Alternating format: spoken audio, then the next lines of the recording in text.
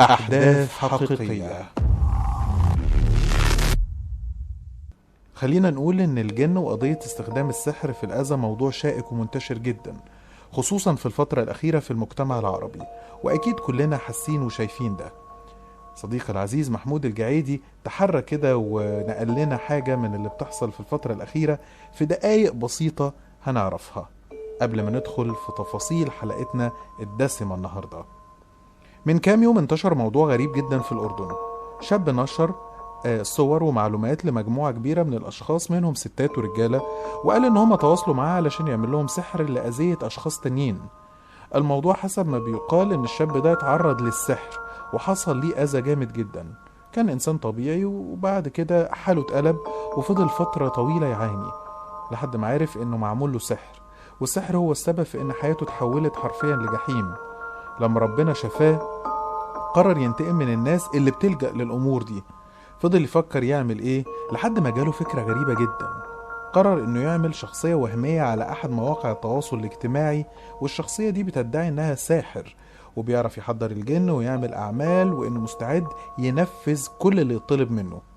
وحط صورة ليه انه شيخ وقادر يسخر الجن، وانه ليه تاريخ طويل في الموضوع ده. طبعا الصورة مش حقيقية، وقال انا بعرف سحر التسليط وبفهم في سحر الجلب والربط وكل امور السحر الاسود والسحر السفلي، وعلى علاقة وطيدة بكائنات الظلام. بالمناسبة في صفحات كتيرة جدا على مواقع التواصل الاجتماعي لناس بتدعي انها بتعمل كده. وفي المصيبة الأكبر إن قنوات من اللي بنتفرج عليها تلاقي الشريط بيجري تحت يقولك إيه، اتصل بكذا لفك السحر، اتصل بكذا لجلب الحبيب، اتصل بكذا لجلب معرفش إيه واللي فك معرفش إيه. والقنوات دي ولا حياة لمن تنادي، الرقابة عليها معدومة. لكن خلينا أقولك إن دي مش قنوات رسمية، ولكن داخله بيوتنا. هنضحك على نفسنا ليه؟ داخله بيوتنا لانها بتعرض مسلسلات وافلام وكل حاجه للمشاهد اللي عايز يتفرج عليها. نرجع مرجعنا تاني للشاب اللي بنتكلم عليه. كمل خطته، وفي نفس الوقت عمل حسابات وهميه للناس عشان تدخل تقول انه جبار وساحر وكده، وان هم جربوه. زي ما يكون في كده منتج وكل يدخل اكونتات فيك تشكر فيه. وعمل اعلانات ممولة، وبدأ اسمه ينتشر في الفترة الاخيرة، وبدأ الناس تبعت له ان هم عاملين سحر او معمول لهم سحر او عايزين يعملوا سحر. وطبعا هو اوهمهم انه متمكن، خصوصا انه بالفعل بدأ يقرا شوية في كتب الجن والتحضير، وعرف معلومات كان بيقولها ليهم علشان محدش يشك فيه. وقال انه عارف العزيمة البرهتية الحقيقية وعزيمة زجر البرهتية، وقال انه كل الناس العزيمة اللي معاهم غير حقيقية فيما عدا هو والقلة القليلة من السحرة. طبعا العزيمة البرهتية من اخطر التعاويذ السحرية اللي بتستخدم في استحضار الجن والتواصل معاه وتسخيره، وبتستخدم كمان في الجلب وغيره.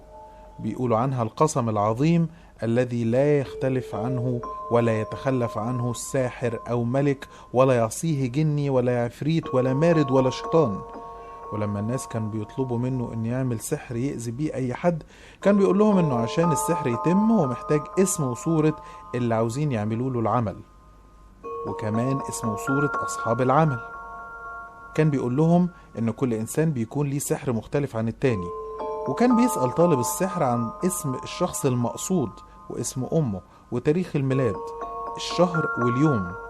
وجمع معلومات كتيرة جدا ومصايب وكوارث، وكان معاه كم يكفي لنشر الفضائح. وبعد كده زي ما بيقولوا بدأت الفضيحة اللي بجلاجل. كل الأشخاص اللي حاولوا يستخدموه فضحهم بالاكاونتس وسكرين شوتس ورسائل صوتية وفيديوز ومصايب. وكان بيطلب يعني كمان من اي حد عاوز يعمل سحر يصور نفسه وهو شايل ورقة فيها معلومات معينة، ويصور فيديوهات بيقول انا فلان بطلب ان يتعمل سحر لفلان. طبعا الناس ما خونتش لانهم اتعاملوا معاه انه ساحر، وان دي طلبات الاسياد من الاخر. جمع كل حاجة ونشرها، جمع كل الصور والفيديوهات ونزلها، وبقت مصيبة سودة والناس كلها اتفضحت، وكل واحد عارف مين بيضمر ليه شر وناوي يأذيه. ولكم أن تتخيلوا أنك تشوف فجأة طلع لك بوست على فيسبوك لحد من المقربين منك، معارف قرايب أصدقاء، مصور فيديو وبيقول أنا فلان وعايز يحصل لفلان الفلاني كذا، أذى، مرض، موت.